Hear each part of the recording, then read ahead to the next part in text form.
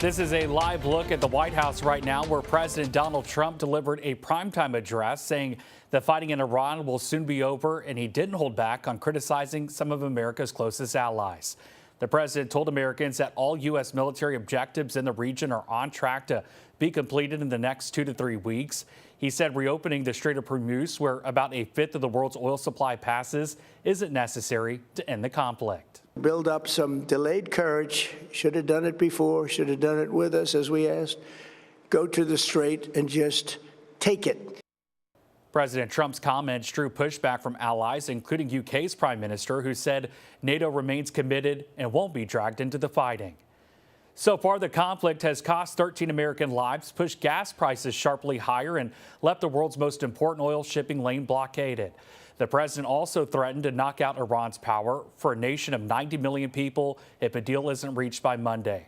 Our political expert from LeTourneau University, Dr. John Barrett, has the key takeaways. Dr. Barrett, thanks for joining us. And Dr. Barrett, I want to get into this. What would victory look like here? Is it a regime change, dismantling nuclear capability, or something else?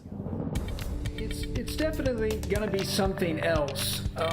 We won't definitively know the extent to which we've stopped their ability to create nuclear weapons or ballistic missiles.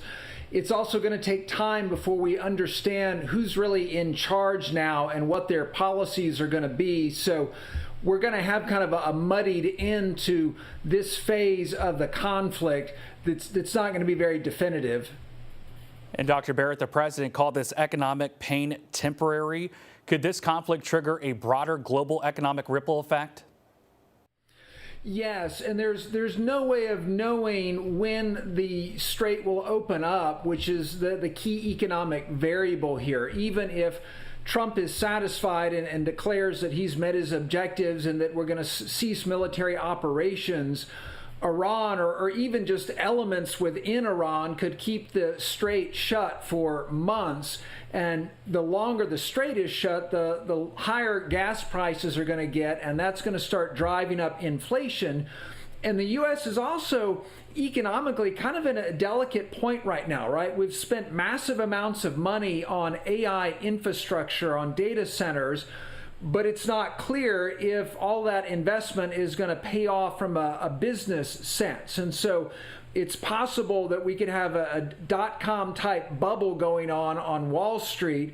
And then there's also a fiscal crisis coming because Social Security and Medicare are quickly running out of funds. So you've got some key variables here that make the economy delicate, and high gas prices and inflation could kind of pop the bubble and cause a lot of economic pain. It's a lot to unpack, and Dr. Barrett, Iran's leadership says that it has zero trust. Does that make a diplomatic resolution unrealistic in the short term? Well, it's not even clear that anybody is in charge in Iran right now. What we know is that the paramilitary group, the Islamic Revolutionary Guard Corps, has gained more power relative to the clerics, but it also seems like power has kind of fallen apart. And so, you know, there may not be anybody that's really in charge of Iran right now, and so without that, there's really not much you can do from a diplomatic standpoint. Dr. Barrett, last question for you. The president has set a 5-day deadline. How realistic is that? Well, it's going to be very tricky again to get any kind of definitive diplomatic measure. And at some point, you can threaten to hit infrastructure, but if you don't get your agreement, then your bluff's been called. And so you really have to see what happens after that.